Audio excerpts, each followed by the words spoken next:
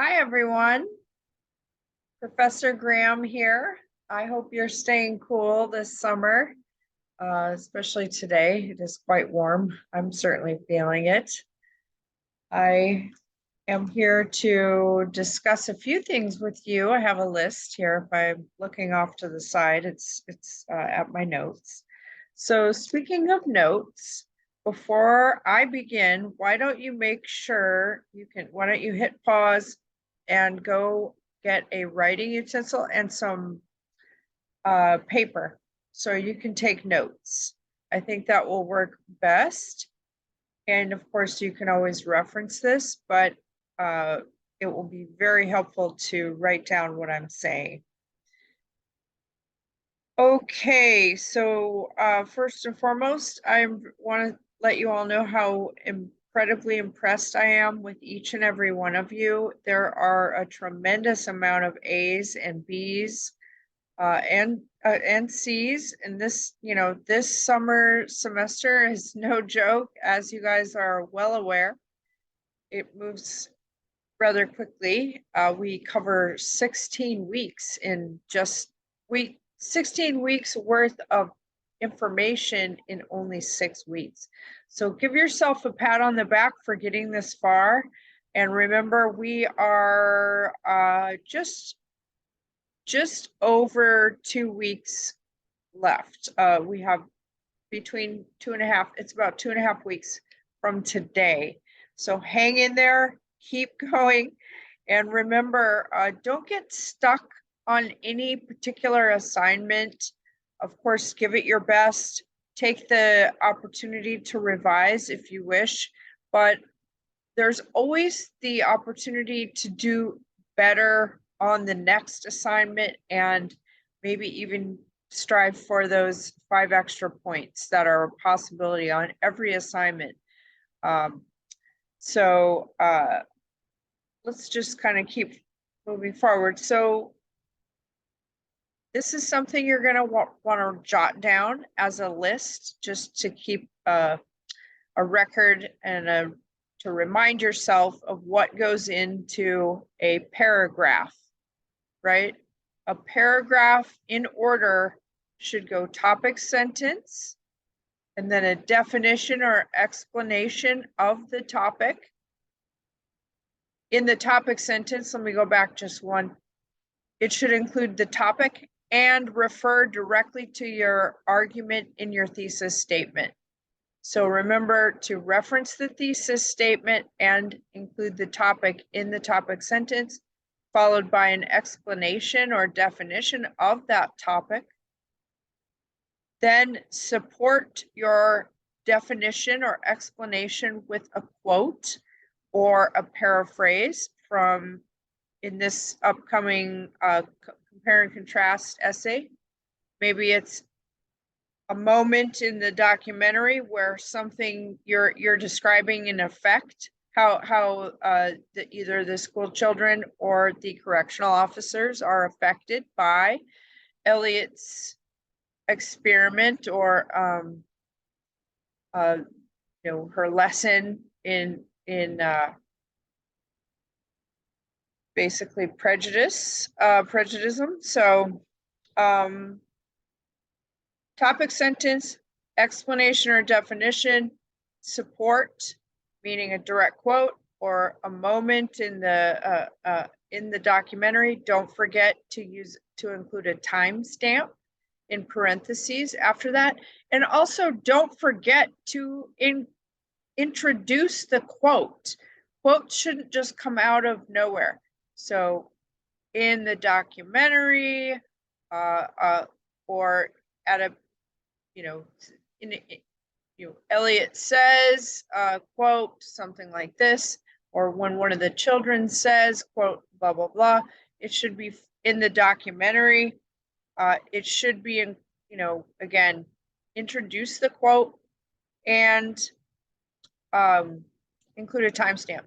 After your quote or example from the documentary, follow that with analysis. This quote shows, right? And it shouldn't restate the obvious. We want to get away from restating the obvious.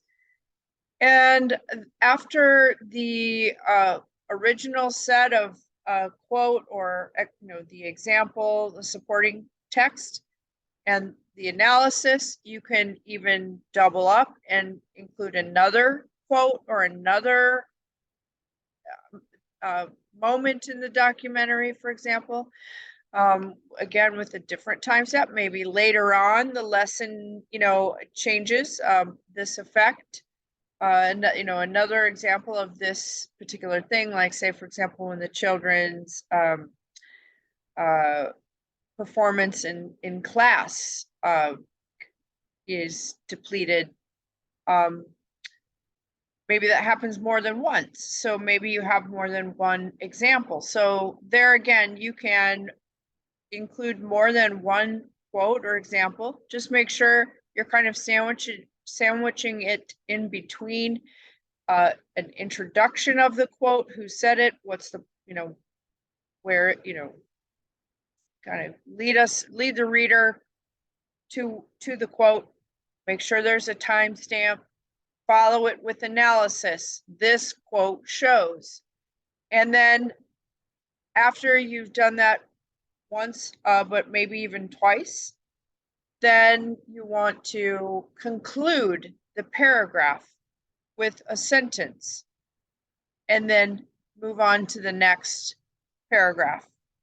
So remember that paragraphs in this class, you guys are learning the particular order, the best way to build a paragraph. You should not end a paragraph with a quote.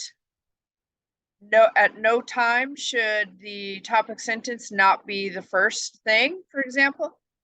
So hopefully you wrote all this down or have this from the review from the module. Excuse me.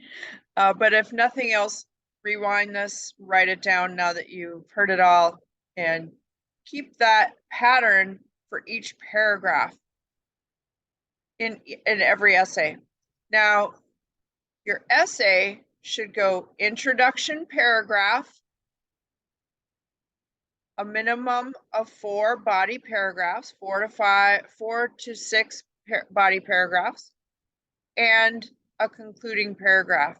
Remember, the conclusion should be built rephrasing the thesis, the topic sentences, and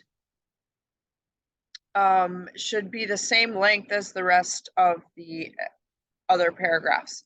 Also, remember that your introduction paragraph should go hook background information.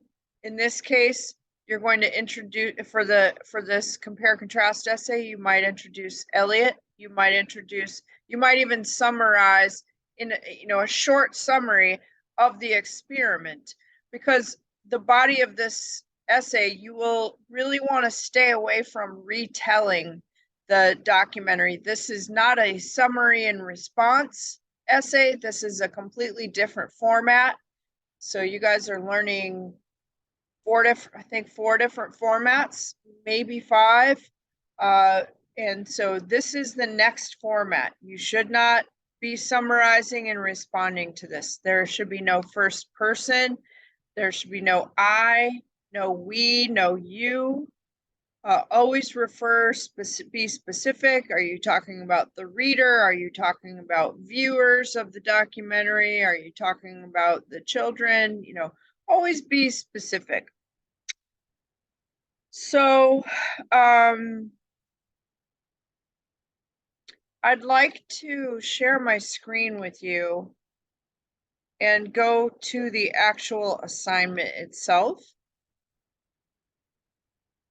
and just read over this with each other here. So the prompt says, please watch the following documentary and write an essay which compares and contrasts the effects of the experiment. So there you have it. Right there is what you're focusing on, the effects of the experiment on the children and the correction officers, right? So, of course, as always, this essay should be a minimum of 6 paragraphs. We want MLA format, and we want to include, you guys should include a works cited page. In this case, you'll have at least the documentary. Hopefully you're citing from that using the examples. Now, there are also some points here to get given to you to consider as you're brainstorming for ideas for the essay. And I'm not going to read those to you. I am on a time constraint this with this lecture, but I want to ask you all to read that very carefully. And I'm going to just focus on format in this lecture. Okay, so you have your points to consider here. Make sure you introduce the documentary carefully, do a little research to find out what a class divided full documentary, what does that even mean? Frontline, right? PBS. Some of you guys are just relying on what you see right here in front of you, but I would like for you to look up who Jane Elliott was or is. Speaking of just doing this, I want you to also remember that when you're writing about this, it should be done in present tense. It's not past tense. So the children say, not said, right? Okay. Now, so just read that very carefully. Again, you guys already know what should go into the essay. You guys know you're going to want to, you know, the details of the authority, the details of this documentary, the publication, why, you know, why is it relevant for when it was published, for example. Time has gone on since this was published, you guys. She has done a great deal with her life. So she is much more, Jane Elliott is much more than a teacher, just an elementary school teacher. So definitely look up who she is. And if I'm not mistaken, oh, I did it in a different version of this. I provided an outside resource, but anyway, so at the very least, look up Jane Elliott, look up Frontline, a class divided, just so you have the details on the resource and the expert in this case. Now, I actually have to just change the way I'm sharing the screen. One moment, you guys. And let's see here what I have. Sorry for this pause. Can't. Oh, I see. Got it. Okay, now we're talking. So the other thing I have open ready to share with you is in the files section, there are 3 student essays here, or 4 rather. There are 4 of them. There are 4 different student examples. I strongly encourage you all to read each one. You don't have to memorize it, but definitely skim each one, looking for similarities in format and pattern. Write this down, what I'm about to say, and put a big star next to it. At no point should your essay combine the 2 groups. Never should the paragraph begin both the children and the correction officers, and you try and combine both. These should be separate by topic. In this case, you have 2 subject. So you have 2 subjects. You have the children and the correction officers. Separate your lists. That's where your T-bar chart comes in. And you consider how they were affected, let's say performance-wise, emotionally, how they interacted amongst each other, how it changed the dynamic in the group, right? And so that's when we say point-to-point comparison, you guys. you're comparing each of them on the same issue. And then you write a whole paragraph about each one individually. So let's say, I'm just making this up off the top of my head. I don't want you to write about what I'm about to say. Just, you know, make it more sophisticated, do your own thinking. But let's say the emotional response, right? Or the performance. Let's say performance of each one. You consider that. You have an example from the documentary, hopefully two. And you specifically just focus on the children, the performance, the how their performance was affected in class. Remember with the flashcards, for example, as one example. So you have the you would write a whole paragraph about their performance, just the children, and then you say, so since if you think that the adults had a similar response performance wise, then you would set up your argument, although these groups are different, right? And this is just in vague terms. Again, I want you guys to be more sophisticated than what I'm just saying here. I'm being very simple with my explanation, so you have room to develop your thoughts and show critical thinking skills. But you want to consider in your argument, when we say compare contrast, the argument that you're making, and that's what's going to pop up in every topic sentence and in the thesis statement, will be whether you consider their reactions the same. If that's what you're coming away with, then think about how these things are different, so that when you are arguing that they're similar, then it's in spite of their differences, right? There are a lot of differences here. There are age differences. There are the way she performs the actual experiment is different. They're in different settings.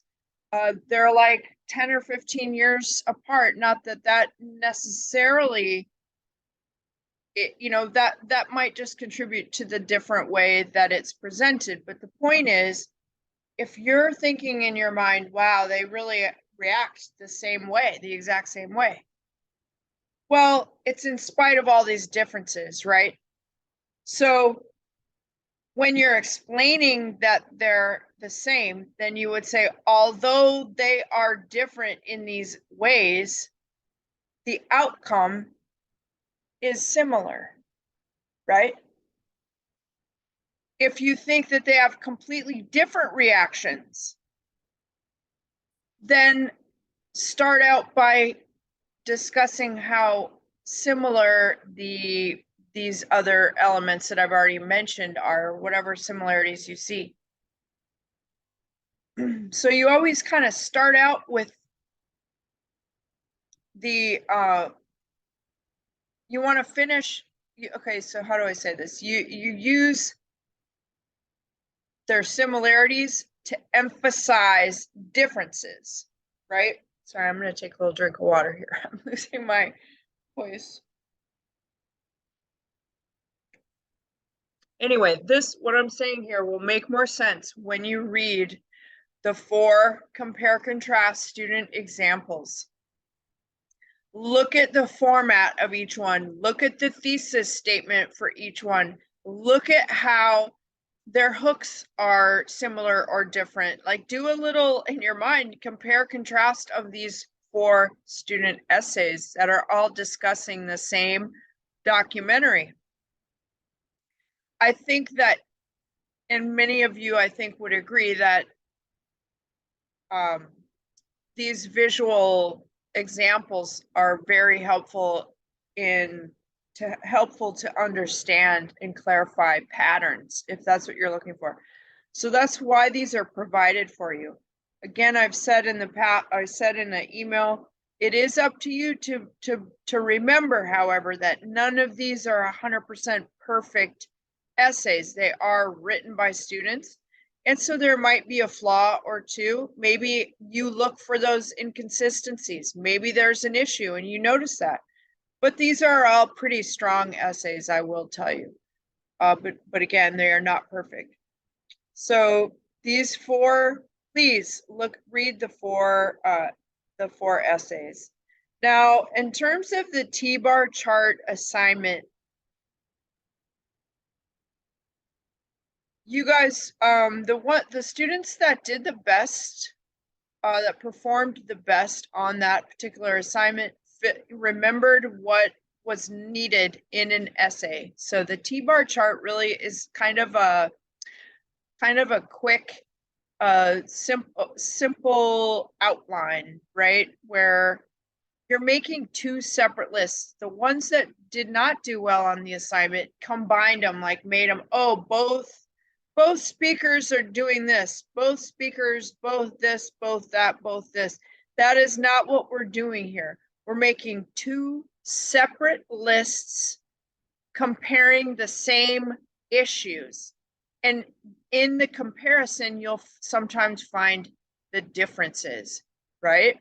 So when we say compare, it really means looking at two different things based on the same criteria. In the lecture provided for you in the module, you're comparing city life and country life based on, I think it's like entertainment, food, and I can't remember the third element, but let's just say, gosh, I can't remember food. Let's just say transportation, but that's the point. That's the points of comparison. You pick in your, for the essay, you're going to have 4 body paragraphs. So there'll be at least 2 different things you're discussing, one for each one. It's in many students go with 3.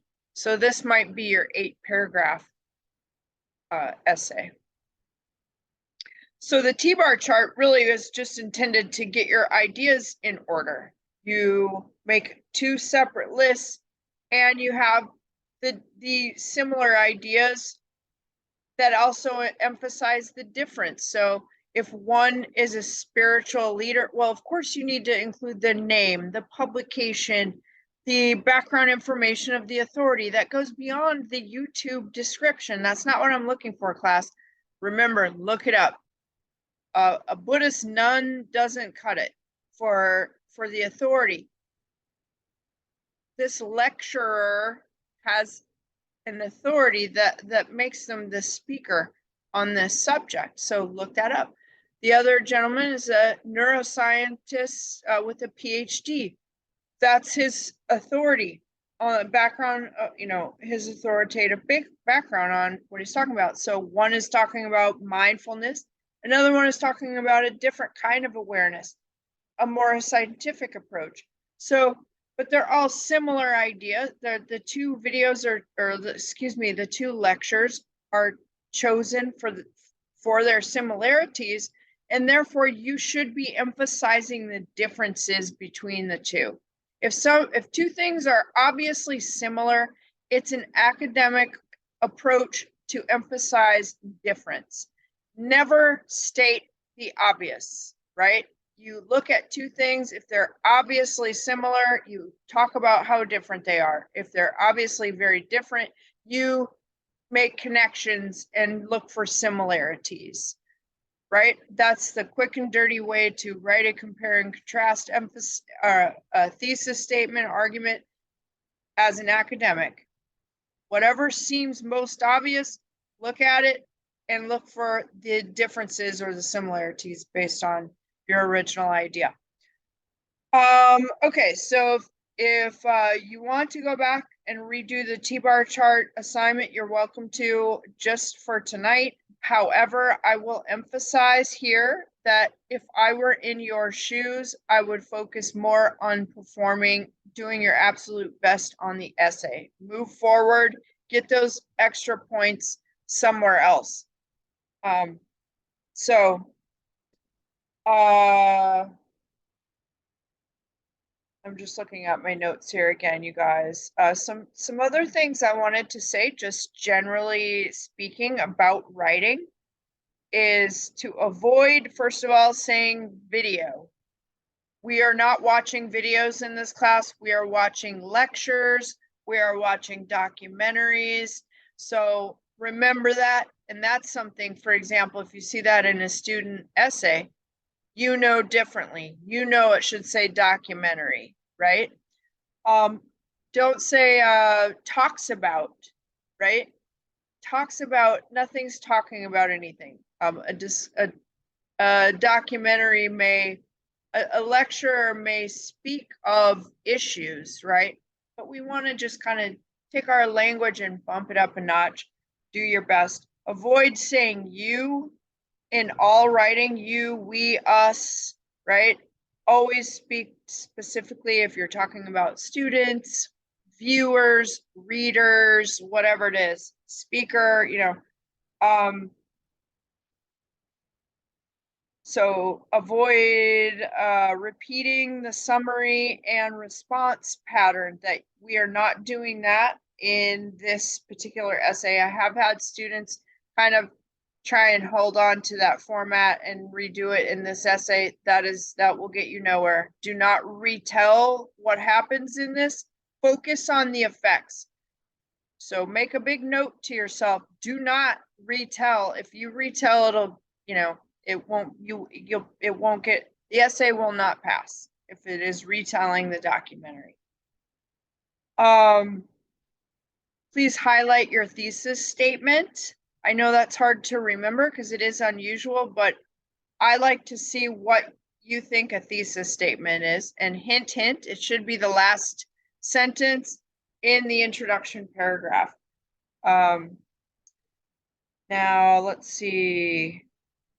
Doubt, review paragraph. Yes, when in doubt, review the paragraph and essay module, and also review these student example essays.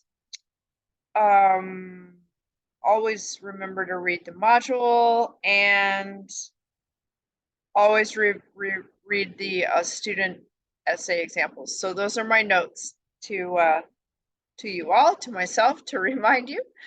Okay, so that is what I have for you. Again, I think you're all doing a fabulous job. Keep up the great work. Just keep going forward on these things, and send me an email if you need any help. Let me just make sure I have covered everything for you guys. I think so. Just remember to read the prompt very carefully, all those extra questions to help you with your brainstorming and get some ideas going. And one last thing, don't forget to finish up the comments on the next discussion post. So that it's a little bit early, but on discussion 4, I know you guys have an essay to write. Just put a note to yourself. Don't forget to reply to your classmates, two per discussion. And when you are replying to each other, avoid telling each other you've done a great job. That's honestly my job, right? So maybe you agree with their points, you know, something like that. But anyway, otherwise, keep up the fantastic job. You guys are doing great. We're almost there. We're 2/3 of the way through, and you're doing great. So I'll talk to you all soon. Bye for now.